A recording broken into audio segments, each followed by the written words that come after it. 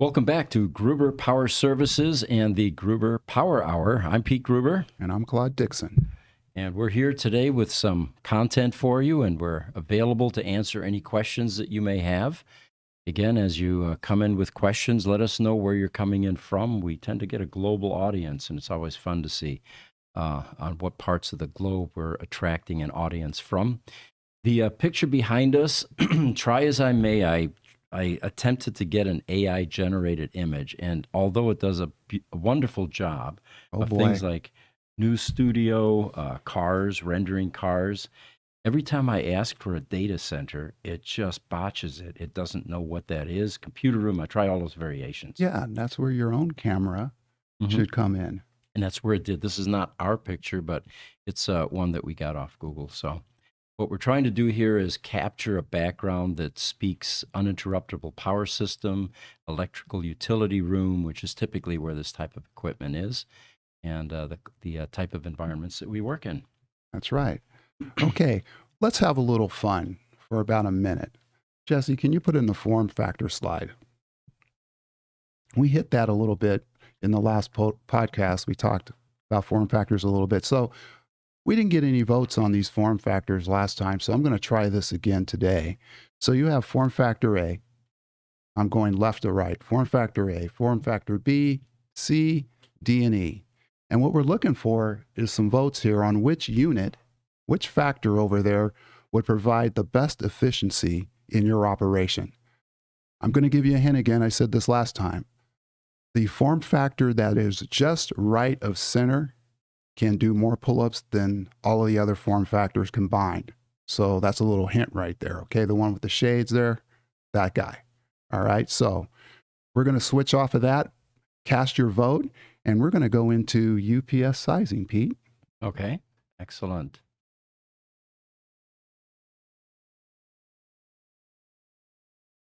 Yeah, there we go.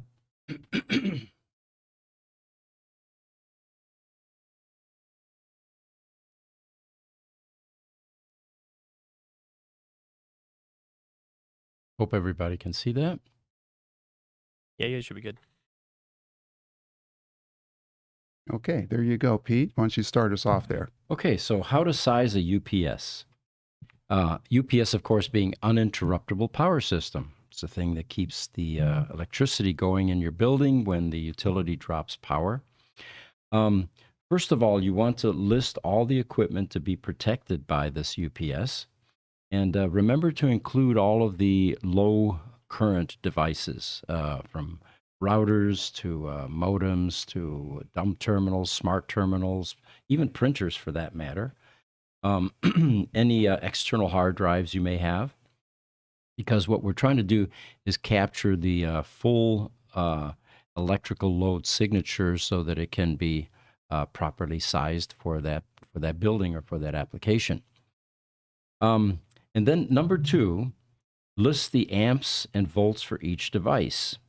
And where you can get that kind of information is usually on the tag on the back of a piece of equipment. And it'll be a combination of voltage, amperage, and sometimes wattage as well. Then you would take and multiply the amps by the volts to determine the VA.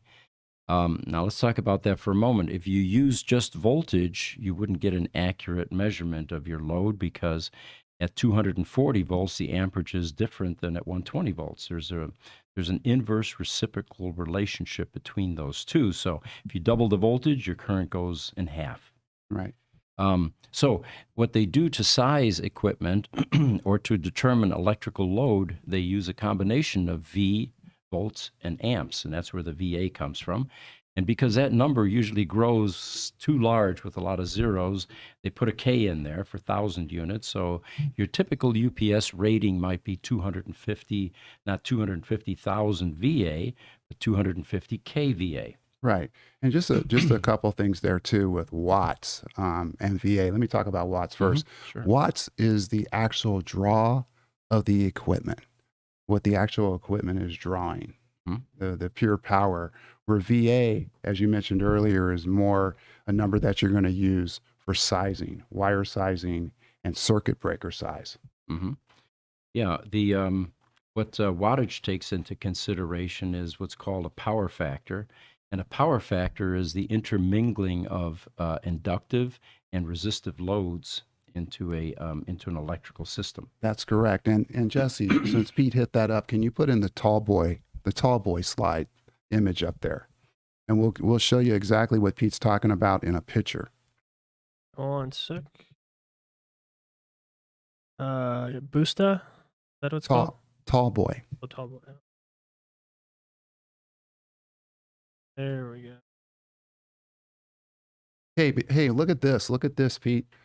We've got votes coming in here on form factors. Jesse, you're going to have to keep track of this. So we have Kirsten. I'm not sure where Kirsten's from. Maybe from, I don't know, Arkansas somewhere. Who knows, right? She picked form factor C. Okay, that happens to be me, by the way. Looks like we've got votes for everybody right now. Almost. Okay, and then we've got another one there, a EV fan, selected form factor B, and then flying solo. Flying solo must be a pilot. Selected form factor D, and then the banana man. Oh, we still got more coming in too. Richard's putting them up. We got an A for banana man, and Slim Jim. Isn't that beef jerky? Yeah. I think that. And here's another one coming. You know what? I just realized rather than this technical content, we should probably just take votes because that's where we're getting the most engagement, right? Wow, form factor A for Slim Jim, and then Master King selected C. Okay, that's great. Okay, so we're going to put up that tall boy slide again. Okay, there it is. It's up on the screen right now. Pete, you see it over there? I do see it. Yes. Okay, who in their right mind doesn't like a tall boy beer? I mean, that is just a perfect example of showing what we're talking about here. Real power represents watts. Real power versus apparent power. Yep. Yeah. And of course, you don't have to be German to enjoy a liter of beer, right, guys? Everybody Very agrees. true.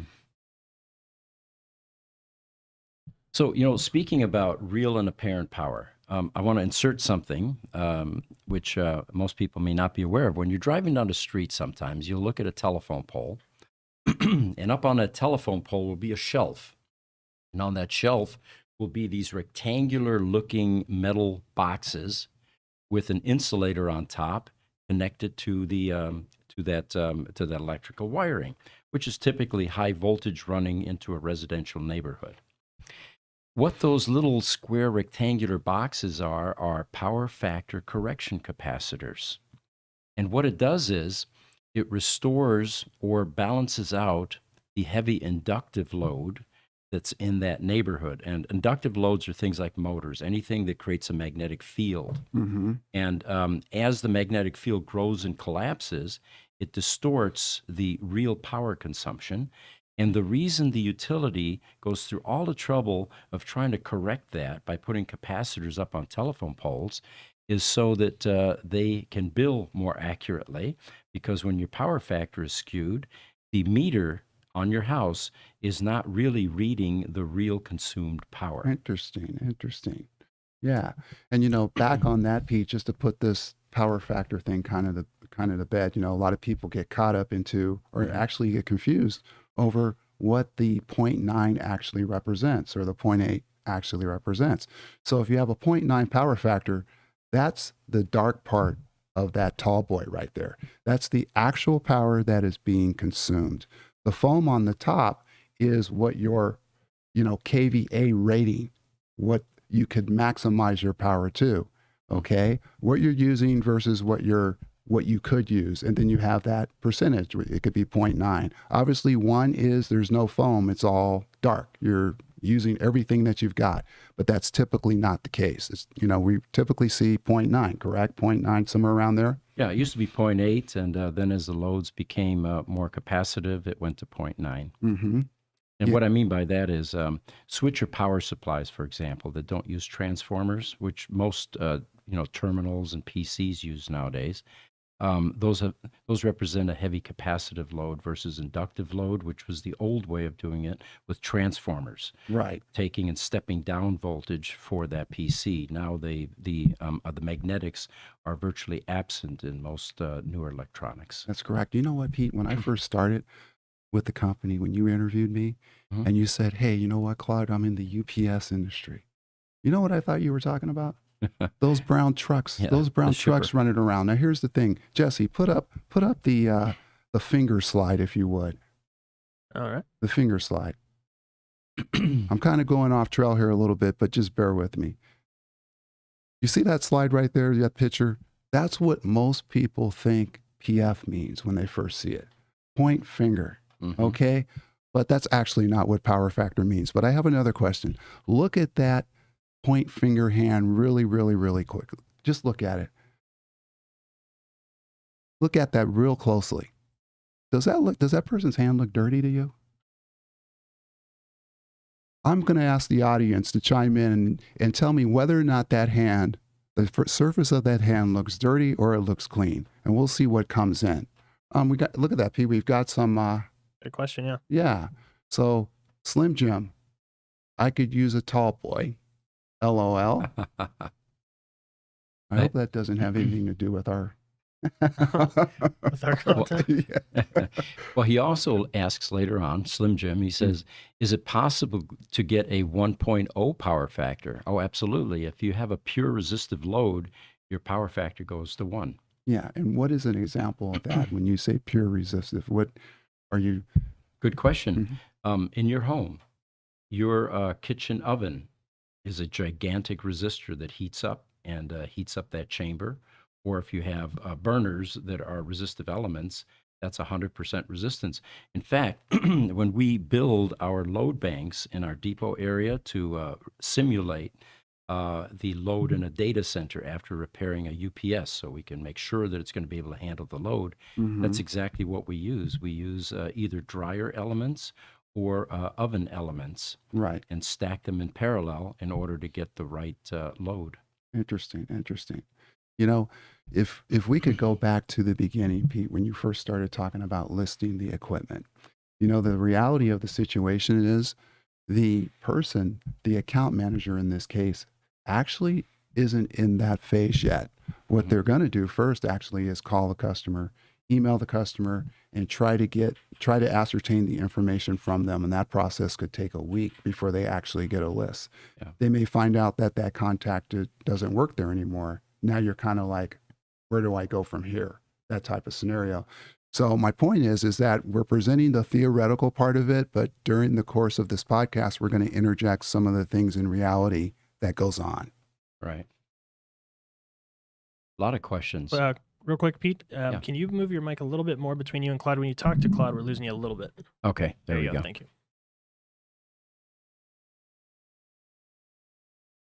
Okay, so we have flying solo there, shipping. Okay.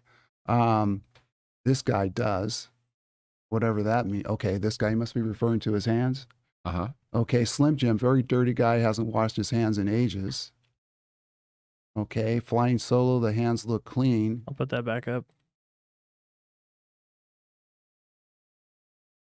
Kirsten, dirty. Scrooge McDuck, dirty hands of the working class. JVS 602, that's an interesting name, isn't it? Yeah. Filthy. EV fan, looks old. Okay, all right. Well, now he probably is more accurate because if you remember when you first asked me that, I said, hand looks clean to me, right? And then you said, no, I see dirt. And I said, look at my hand. Those are age spots. You know, as you get older, you start getting some blotches on your hands. Well, when you get older, I don't have that problem. Oh, that's true. Yeah. Oh, that's true. I never thought of that. You're not going the Michael Jackson route where you're going to have the Oh, opposite no. color, are you? Oh, no. Oh, Okay. no. Oh, no. All right, Pete, let's get back to this. So step number 3 there, multiply the VA by the number of devices to get your VA subtotal. Right. Yeah. Okay. and then add all of your VA subtotals together, multiply the total by 1.2. And the reason you're doing that is you want to upsize a bit to get yourself a buffer so that you can grow. And if you have expansion plans, then you need to factor that in as well. Now, interesting story there. Years ago, before scalable UPSs, when you purchased a UPS, the sales reps back then would ask a lot of questions regarding what are your growth plans. And I'm not talking about this year for a 20% increase, 5 or 10, because you're going to keep this UPS for 15, 20 years or so. They're very expensive, right? And the only option you had back then was if you had a 120 kVA requirement at the front end. In 15, 20 years, if you were going to triple, you're going to need to get a 500 or 600 kVA UPS, which is a lot more expensive. And it's going to be underutilized that entire time, which means that you have an efficiency problem. You're going to be feeding in more electricity than you need to. Right. Around the late 90s, the UPS manufacturers caught on to the notion of scalable UPSs, which means that now instead of building a transformer-based UPS that can handle 600 kVA, they would give you a box that had the ability to scale up to 600 kVA, but you started 50, 80, 100. And by plugging in replaceable power modules, and the increments were 4 on the single-phase Symetra, 4 kVA, 10 kVA on the three-phase Symetra, and eventually the Symetra, what's the big one called? Not PX. It was the 250 PX, yes. And then you have the megawatt. The megawatt. And those power modules now are 25 kVA apiece. Well, actually, the megawatt power module is 67. Oh, really? Yeah, we just sold 15 of those. Oh, nice. Yes, okay. yes. All right. Yeah. So now you're able to actually grow, keeping the same box intact. The only thing you had to consider there was to make sure that your electrical feed was for the maximum capacity. Right. Otherwise, you'd have to redo your, the circuit breaker panels and all the electrical work, which is. And speaking of that cost right there, one other question that I think is important is for the account manager to understand what the critical load is. Okay, versus all of your equipment, because in a time where you have a power outage, you want to make sure that your critical load is protected, where you may be able to just take systems offline that aren't critical. So I think that's a distinction that should really be made when you're sizing a UPS, because that affects the amount of money the customer is going to spend too. They may not. Okay, well, hey, you know what? Just make sure my critical load is protected, because I don't have the budget right now to do this. Right. And then it gets back to the whole scalable scenario you talked about too, where you could just gradually bump it up. Yeah. Now, one other a consideration here is in an existing installation where you already have equipment and a circuit breaker panel, and you're now adding uninterruptible power system capability. The most accurate way of determining your load is to put a clamp-on current probe in that circuit breaker panel. With new construction, you don't have that luxury, because you're not up and running yet. Right. But a thing to remember is the tags on the back of electrical equipment, because of UL and CSA mandates, require them to put the worst case scenario. So you have to be very careful about determining whether you're oversizing based on using those tags. Right. And back on your point around the clamp meter, you're typically going to let something like that run for a couple weeks. Well, we had talked about that. A clamp-on current probe episode typically tells your current at that moment in time, but it doesn't tell you what devices have been left off because those people are out for the day or whatever. So using a power line analyzer is a far more accurate way to determine what your actual load is. Right. It just increases the critical path. But in most scenarios, you actually can get this reading off the display. If it's an existing setup, you're able to do it pretty quickly. I mean, our people do this really quick, because most of the stuff that we do, it's an existing UPS. There are times when we sell in a new scenario, but most of the time we're replacing. It's a unit replacement. Okay. Yeah. Yeah, that makes it easier. Looks like some more questions. Flying Solo says megawatt. All right. Talking about the APC UPS line, I think. EV fan, he says, is under or oversizing more common? And if so, which and why? I know. What would your take be on that? Um, I haven't run into a scenario yet in 14 years where something was oversized. Okay. But no, I take that back. Undersized. Yeah. Because But you'd know that fairly quickly. exactly, Yeah. exactly. But oversizing, yes, we have run into those scenarios. And what we typically have done is we sell in a scalable unit. Mm-hmm. And what creates that too is contact changes where people leave the company, new people come in, and they plug in another piece of equipment. The next thing you know, the UPS is out of tolerance, or there's an overload problem, as you go and research it. So yeah, that would be the undersizing of the equipment is what we would see most. So the field engineers, your field engineers go out and regularly do preventive maintenance on sites. Correct. Do they extract load data like this on every PM? They do. That's a spot on the service report where they're supposed to collect and annotate that information off the display. It's nothing that we're doing with an actual read. It's just something that the display is recording on the UPS. Were there instances where the load exceeded the capacity of the scalable UPS? And what happens is that UPS internally has a alarm where it will go into bypass in an overload situation. Okay, so it protects itself basically. Yeah, the customer's still on utility power, and of course the alarm, and that's annotated. We can see that over time because most of our PMs are every 6 months. Normally the customer will call us in an overload situation, but if they don't, we're able to, on some UPSs, to extract the event log and then go back through the history and say, hey, the UPS was out of tolerance or it overloaded, transferred in a bypass.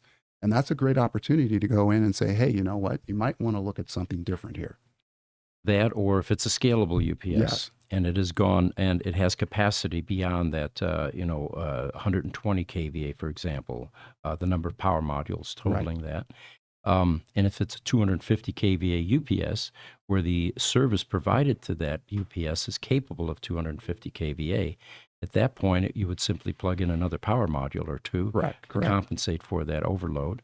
And, it's interesting you mentioned that it's gone into bypass.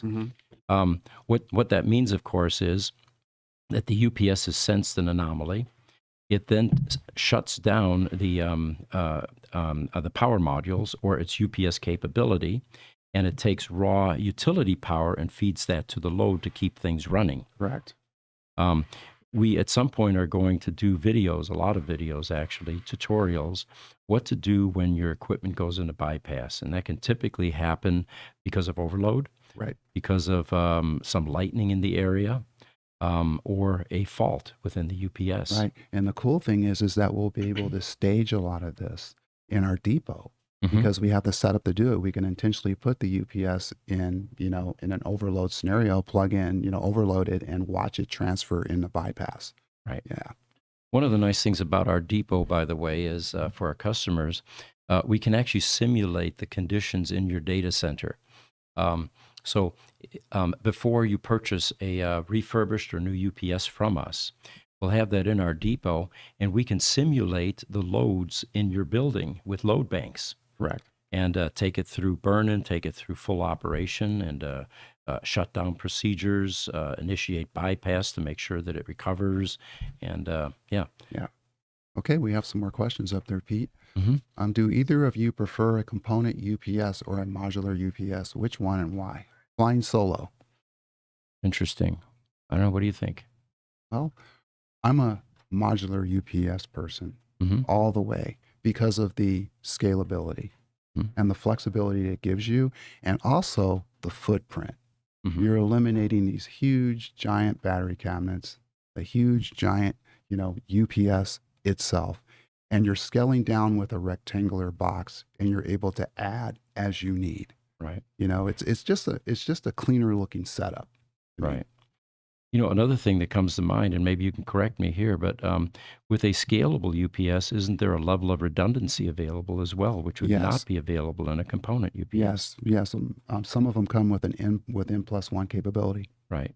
And for the viewers that aren't as technical, what that means is that you actually have a backup so that if one of the power modules fails, there is a spare power module that basically takes over and then alerts the staff that there's a problem with the UPS that needs to be addressed or needs to be serviced. Correct. We have some more questions up there, Pete. Slim Jim says, modular is easier to deal with in my experience for the customer.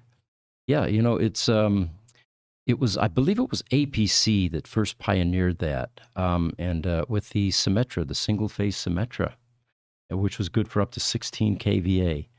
And it took the industry by storm, actually, because now you were able to do what's called a hot swappable change out. So let's say that you had a 16 kVA UPS, you were only using 10 kVA of that, and you lost one of your power modules. First of all, the UPS would continue to run.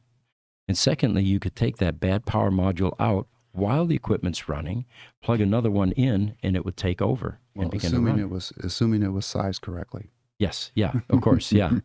The same with battery times. Let's say that you had 7-minute battery time and you had battery modules called SIBATs in those single-phase UPSs. You could actually hot swappable, plug in additional battery modules to give you additional runtime. I think we actually exercised that option one time when we had a power outage in our main building. We had a single-phase Symetra, and we were starting to run out of battery time, and we wanted to keep the servers running because they were still doing an orderly shutdown. So we ended up swapping additional battery modules in there to keep the runtime going until we could do an orderly shutdown. Back on that question on which one is better, the component or the modular UPS. I remember 14 years ago in our depot what we were working on, and it was all component UPS. Yeah. It was like 95% component UPS. You open it up and all these parts are here in front of you, the capacitor assemblies, all these different things. And I watched over time the market just completely shift over that 14 years to nothing but modular. We're on the complete opposite end of the spectrum in terms of what flows through that depot now. It's now 95% modular, scalable units. There's another element in component versus scalable UPSs, which is the efficiency factors. If you're running a UPS, a component UPS, some of the typical 70s, 80s, 90s component UPSs had an efficiency rating under 80%, 74 to 80% or so. What the penalty there was 25% of your electricity was being wasted in heat. And it was compounding the problem because now your computer room AC units had to get rid of that heat since it was in the data center. So you had a double whammy there. Not only were you losing... And you're talking over a year, you're talking hundreds of thousands of dollars in some applications. Exactly. Our best account managers used to be able to walk into a site. If they saw a component UPS, they would run the math. What's it drawing? What's the load? What's the kilowatt per hours in your town or in your area? And they could make a compelling financial case. In 1.8 years, you will have paid for this brand new scalable UPS. Right, and then start saving money. Exactly. Yeah. EV Fan says, what makes modular easier? Can it scale? Totally, yeah. You can scale it by putting in additional power modules, and the sizes we just mentioned are 4, 10 kVA, 25 kVA, and 67 kVA. That was a learning from me last week through a cell that happened. Really? Yeah. Okay. I didn't realize that. So you skipped one up there, Jeff Faisal. Mm-hmm. Yeah. Is it common to scale your battery quantity size as you scale your capacity and load? I would say yes and no on that one. I mean, if you have a generator, you don't need as long a runtime. Yeah. Which there's another crossover financial argument there. It used to be that people would consider something over 10 minutes as many as 20 minutes runtime for their battery system, which of course is very expensive because you have to have large cabinets with 40 12-volt batteries in each one. And multiple cabinets many times to get a 15 to 20 minute ride through time. Much larger footprint. Yeah. At some point in time, it becomes more, and then you have to replace them every 3 to 5 years. You have to factor that in as well. Right.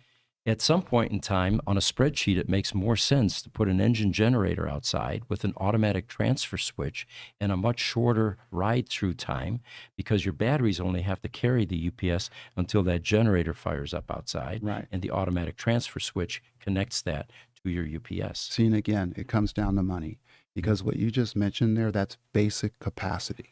Mm-hmm. When you add the generator in, okay, theoretically, we're back on a theoretical scenario here. Basic capacity, which is the lowest level of tier, okay, on the uptime, from the Uptime Institute, is having a generator. Most of the customers we deal with, they're not even at basic capacity. Mm-hmm. You know, I find that really alarming. But it boils down to money because generators are very expensive, you know, to have that set up. Yeah, and it's not just the cost of the generator. You have an elevated maintenance requirement now because these are internal combustion engines, Yeah, diesel engines. You have to store fuel. Tune-ups, oil changes. You know, you have to fire them up periodically. So it gets expensive. Yeah.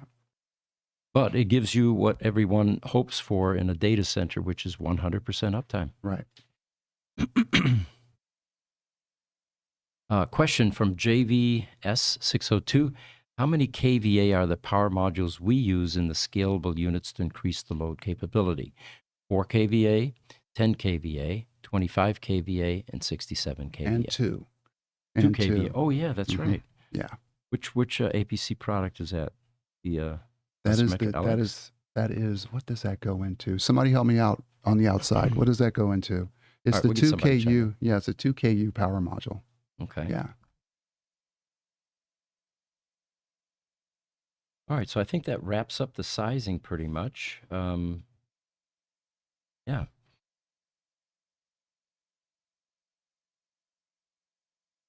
So do we want to move into grounding issues at this point, or do you have? Yeah, let's talk grounding. Okay.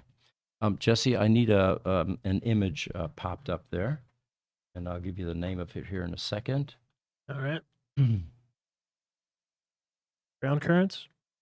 Ground currents, exactly, yes.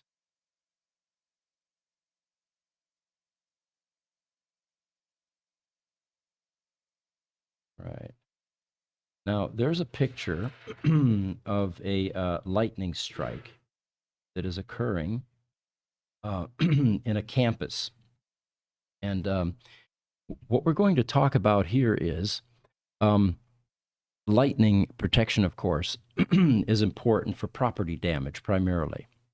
But if you have a campus, meaning that you have multiple buildings separated by some distance, colleges are notorious, community colleges, school districts, even some commercial buildings like us. We have 7 commercial buildings in this neighborhood. Here's an important concept. And I'll tell you a story here. Farmers would sometimes find that cows died out in the field during a thunderstorm. And the reason for that was you have a cow that's standing out there barefoot, basically, in the wet grass if it's been raining. And then you have a lightning strike that occurs, even a few 100 feet away or a quarter mile away. And what lightning is, of course, is millions of volts of electricity. And it's trying to equalize. As it strikes the ground or a tree or whatever it struck, it's now trying to equalize through ground to get rid of all of that energy. So you have potentially huge voltages between certain distances where that lightning struck. Well, that cow is standing there about 5 or 6 feet apart, and the voltage differential between its hind legs and its front legs could be thousands of volts, and it gets electrocuted. Right. I'm glad you pointed that out because, most people think that you have to have a direct hit with lightning. That lightning could be a half a mile away, hits the ground, and it affects your operation. Yeah. Or it can migrate through the power lines. Right. Or through the telephone lines, anything that connects to your building or to your house or wherever. So when you have a campus environment and you get a lightning strike, which is what they're showing there in that image, and building A is going to be at a completely different voltage potential than building B. And it could be thousands or tens of thousands of volts. Now, if those buildings are completely independent, no problem. But there are connecting points between those buildings. And some of those are, and I've got a long list of them here, but I'll go through some of them with you. You're going to have data cabling between those buildings. You're going to have phone cabling between those buildings. Excuse me. You're going to have intercom, security wiring, cameras, sound, audio, and a myriad of other possibilities. Now, what happens to electronic devices? Let's say that you have you have data cabling between the buildings. You have your computer in building A, and you've got some PCs in building B. And that data cabling essentially works on the order of under 50 volts. It's going to be standard RS-232 type signals, 5 to 20 volts or so. Suddenly you have a spike that comes through there, and those two buildings are thousands of volts different potential, and that's going to arc into those devices. It's going to blow your buffer chips in the PCs in building B, and your chips in the in your computer or your servers in building A. Hey, Pete, real Yeah. quick. We got our answer on the 2 kVA power module. Goes in the Symetra rack mount. RM. Okay, the rack mount, right. Yeah. All right. Thank you, Slim Jim. Yeah. So the difference in potential causes damage.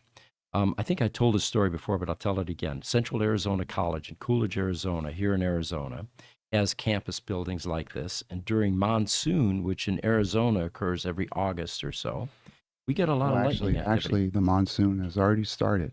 Oh, it It has? started June 15th, believe it or not. Oh, I did not know Yeah. that. Yeah, it's like Okay. a 2.5-month season. See, I know these things. You know why I know these things, Pete? Mm-mm.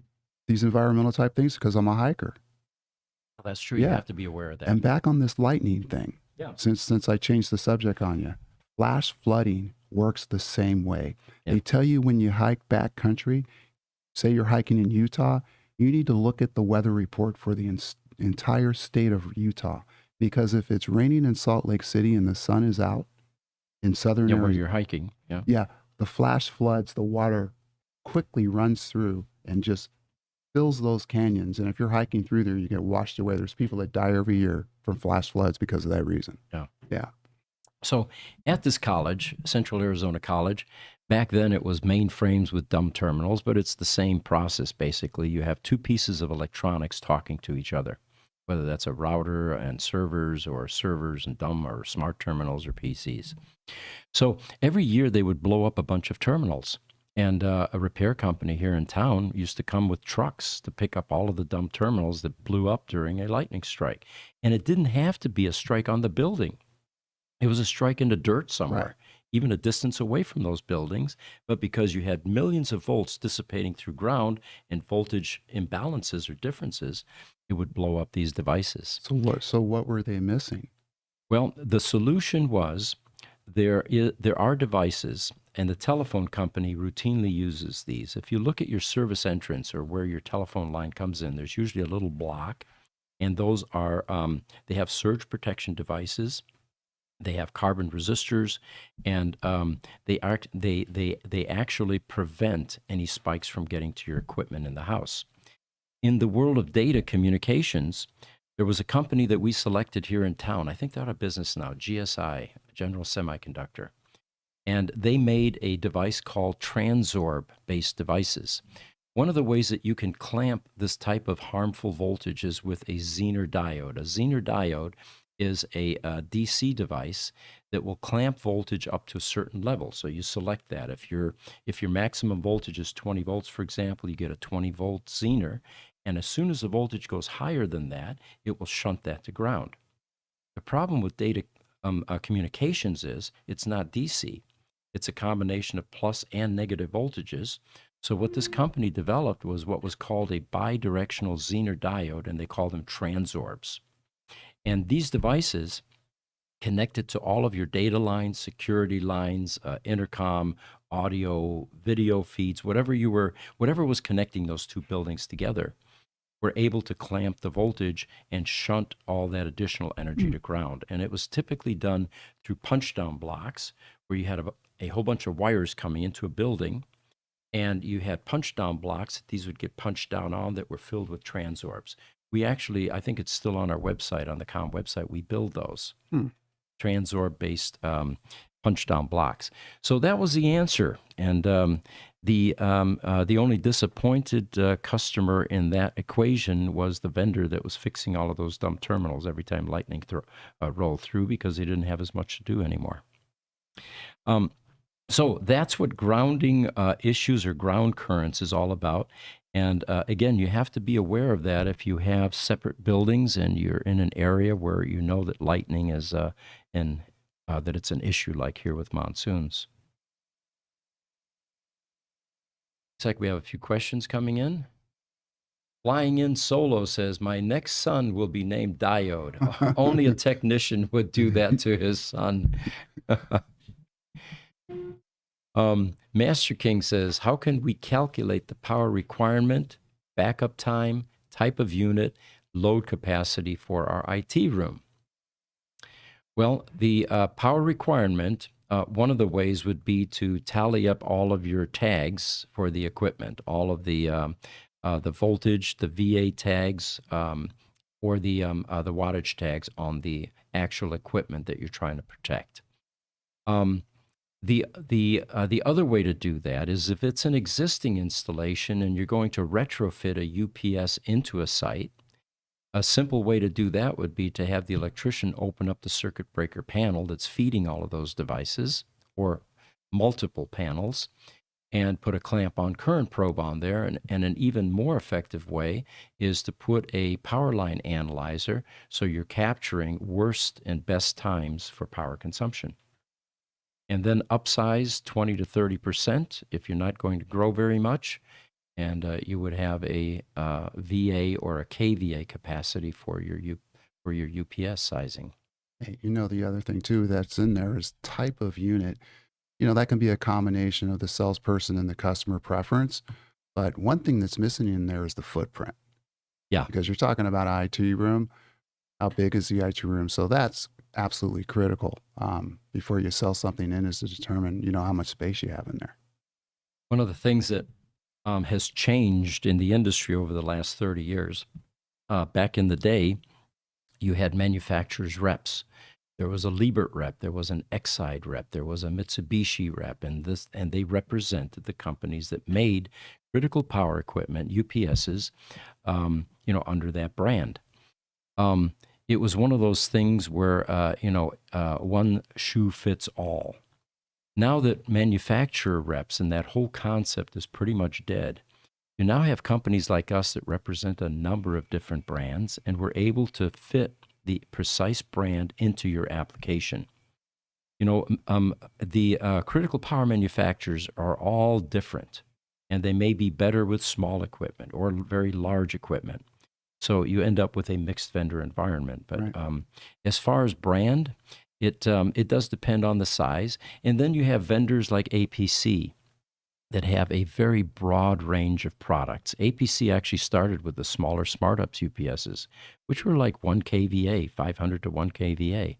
And they've done a very good job as they've evolved and developed into adding and growing their product set into the very large megawatt units these days and introducing the scalable products. Right. One thing we're finding is that we're freeing up space.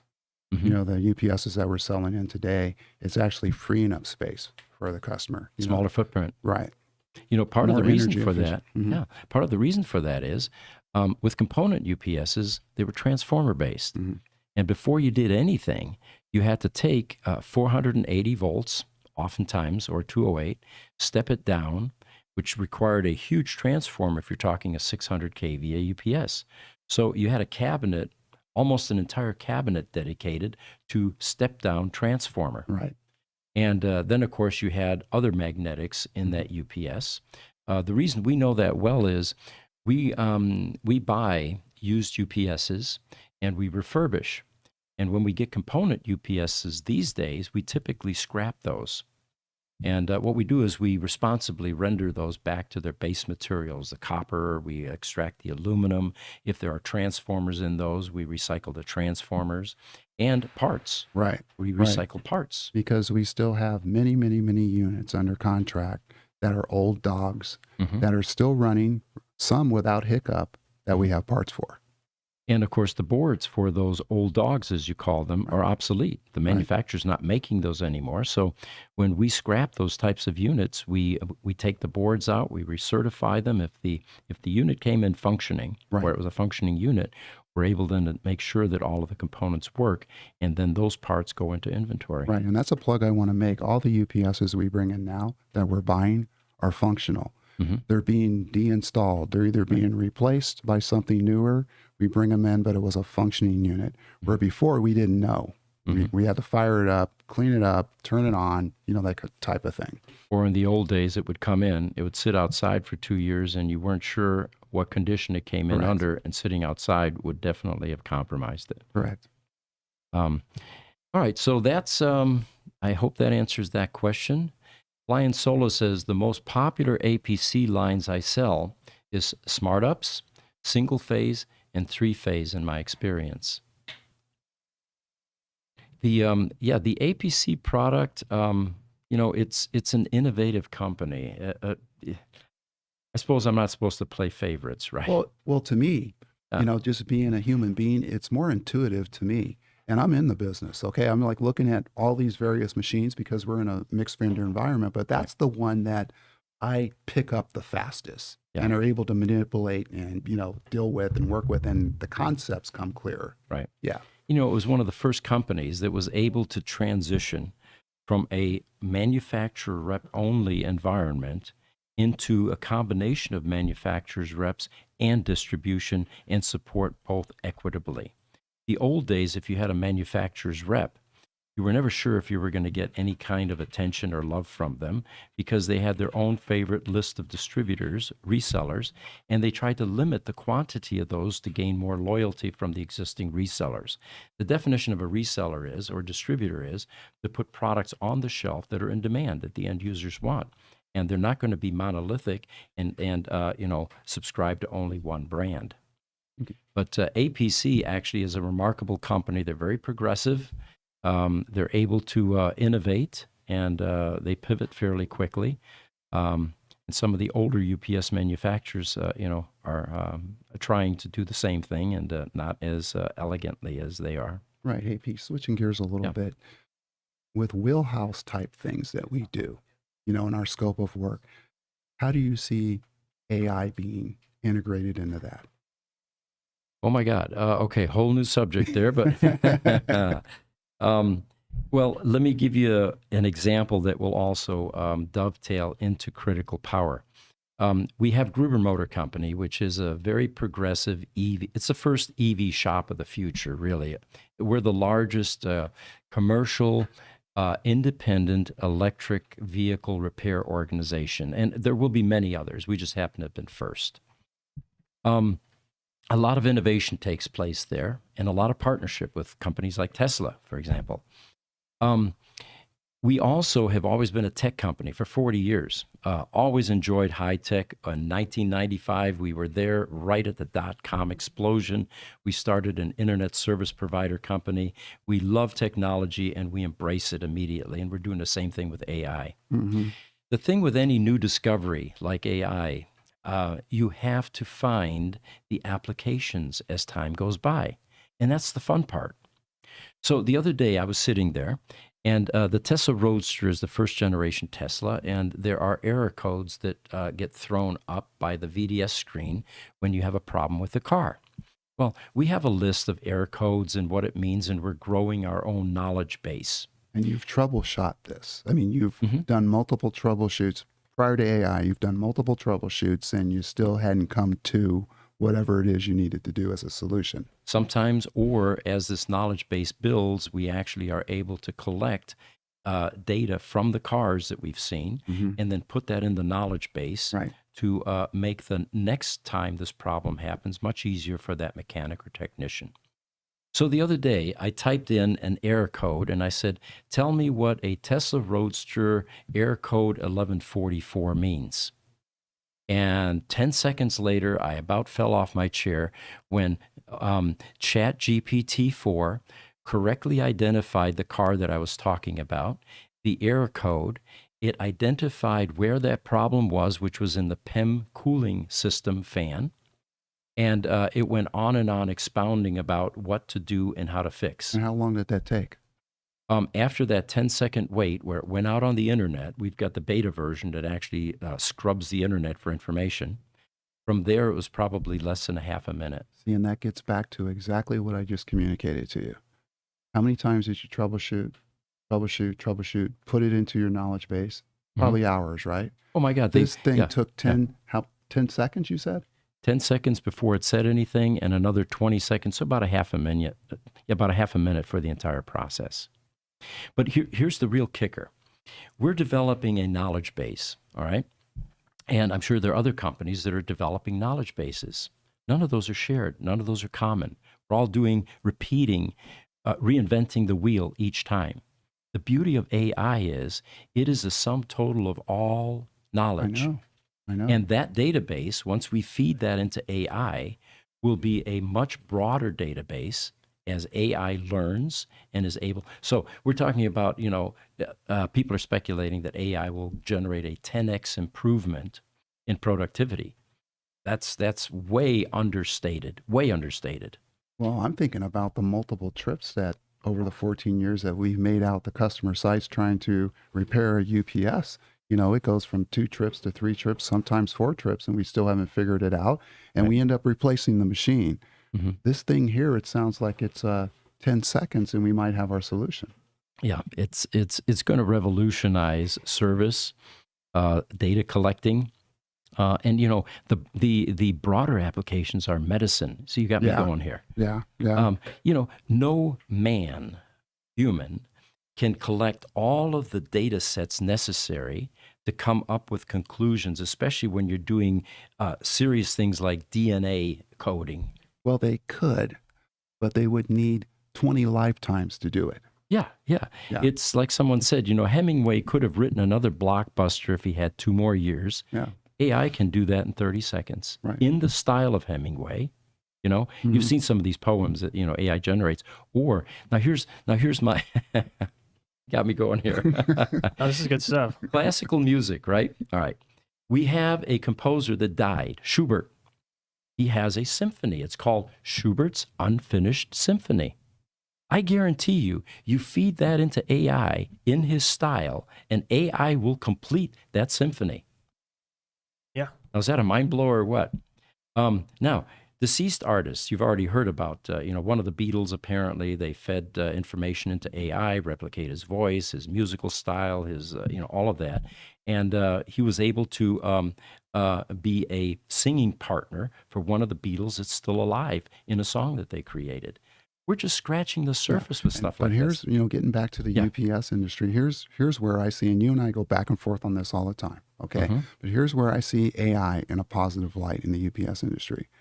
First of all, we're going to need to get more business because this thing is thinking a lot faster than we think.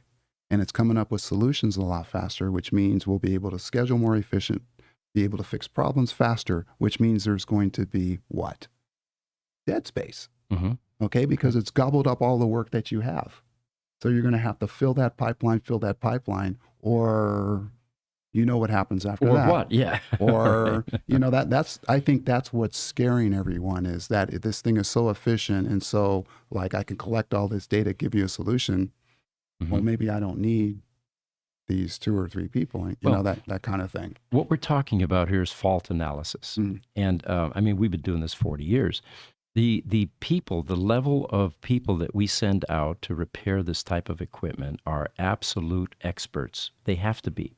You can't send a rookie out. It's a kind of like sending a pre-med student out to do surgery, brain surgery, heart surgery, or whatever. They have to have lots of experience. Mm-hmm.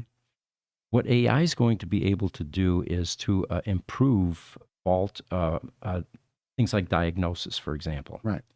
And as companies like us begin to utilize AI in our customer base, like the knowledge base that we're growing, before anyone flies out to Nevada or wherever to work on a UPS, what we're going to be able to do is have AI help us determine the history on that unit, so that we're prepared with the parts that we need, right, because we know what the pattern is, because AI is able to look at a number of large data sets mm-hmm. that we can't remember, or that the last field engineer that left our company has in his head, right, intellectual property, which we no longer have. And that's the point I'm making, Pete. It's going to allow us to become much, much more efficient, mm-hmm. which means the pipeline is going to need to be filled constantly.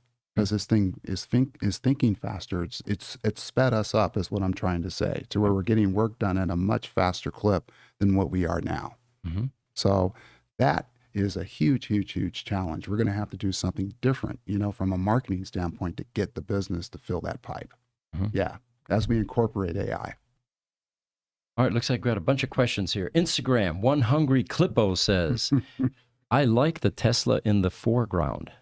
Is that a Model S? Yeah, you can see that down there. That is the new Tesla Roadster envisioned by Franz von Holzhausen's team.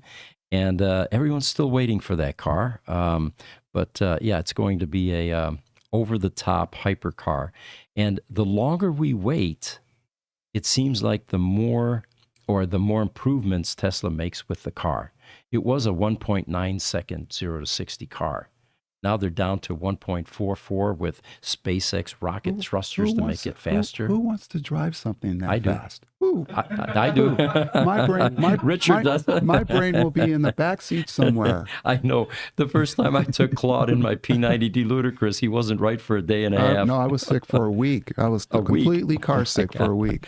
Gosh. I'm sorry about that to this day. I had no idea he was going to react that way. We had a secretary that went into a P90D, a Tesla Model S Plaid. Plaid, yeah. Yeah. And she was screaming the entire time. They recorded it. Yeah, I think there's a that great YouTube video on video's YouTube. yeah. Richard. Pete, I just love the fact that there's zero hesitance in your voice. Yeah, no, it's all right. YouTube, Master King, online double conversion, line interactive, and standby type unit. Well, online double conversion, of course, means that the UPS is always running. The double conversion is we're converting AC to DC to charge the batteries and DC to AC to feed the data center. And when you lose power, the UPS continues to run, but what it's now running off of is the batteries or the DC storage. And then, of course, you have a time because you've got what's called ride-through time. Line interactive was a step in between, which means that there's power conditioning in the UPS. And that was standby. Okay, line interactive was both the AC feeding and the UPS running together. And then standby was where the inverter was not running until you had a power outage, and then it would switch over to the UPS. The problem with those UPSs was that there was a quarter-second lag time between the power dropping out and that UPS portion kicking on, which with some hardware, PC hardware, was enough for it to see an interruption and shut down. Yeah, they're still selling those. Are they? Oh, yeah. Still selling them. Best Power Technology, who, I don't know, maybe some of the old UPS people would remember that company, was a clear innovator. And what they were able to do was take a ferroresonant power conditioner, which has up to a half a cycle ride through, combine that with a standby UPS, which has a quarter cycle lag, and they filled in the difference between the ferroresonant portion and the standby UPS, which then reduced the cost of their UPS. They call it the ferrups. Mm-hmm. Yeah. It was a ferroresonant UPS. And we loved that product because back in the day, we weren't large enough to get any kind of a rep relationship with the big ones, Deltec, Exide, Liebert, And Best Power came along, and we just cleaned up with that product because it was about 70% of the cost of those other double conversion UPSs. Right. But it achieved the same identical goal, uninterrupted power. Right. It's just how it did it. Hey, let's get this final question in here. Suns fan for Suns fan for life. I'm sorry. What brand of UPS would you say is the most user-friendly? And user-friendly, Yeah. Okay. By far, in my opinion, PX, the APC, The APC PX, product line, LX, that product. Yeah, and broader range of products. The other guys won't mention names. Many of them don't have an air handling solution. The APC product line includes both air handling and uninterruptible power systems, and they talk to each other. So you've got a complete system there. Slim Jim says, I'd go for a ride. Yeah. Talking about that 1.4 second car that's going to be coming up. But, I think you're right. I think eventually the G-forces will become so severe that there are going to be some health risks or some safety issues, people blacking out. Yeah, need astronaut training. Mhm. Yeah. That, or you have to go through a lot of testing before they allow you to buy a car like that. Yeah. Hey, I would like to really thank our participants today. You all made it fun. And thank you for watching. We hope, again, to grow this. This is only our 5th one. And we're just going to keep chugging along, keep working on it. Great audience. Yeah, keep adding content. And hopefully, this thing will grow and turn into something. Yeah, it will, without a doubt. Our other podcasts that we do for Gruber Motor Company, I think we're up to almost 32,000 subscribers at this point. And that's just one platform. That's YouTube. And we have Instagram. Yeah. We just got our Twitter for Gruber Power. Our Twitter has been approved this morning, so we'll start launching that. So now we're on 4 platforms that we're building up. Yeah. Hey, and I want to give Pete a plug here. Pete does a show on Sunday that's focused 100% on, yes, you guessed it, AI. Okay. And it's very interesting. You have what kind of audience do you have? How many people I think you we had last time? 1,300 last Over the course Sunday. of the hour or so that we Yeah. do it, about 1,300. Yeah, he said that we were talking about this. He said he had so many questions he couldn't get to them all. Yeah. We and it all started as fun for Jesse and I. I mean, it's Sunday morning, 10 o'clock. A lot of people want have something better to do Sunday morning, but for us, we have a sense of mission. There is so much hysteria and fear around the adoption of this technology. Our goal is to give a voice to people that have concerns and try to set the record straight and hopefully teach people that we need to embrace new technology rather than run from it and fear it. Slim Jim, thanks, guys. You did a great job, and I welcome learning more from you. Well, thank you for joining us. Yeah. Thank you. All right. So I guess we're closing up at this point. We'll see you next Friday. Thank you very much. Thank you.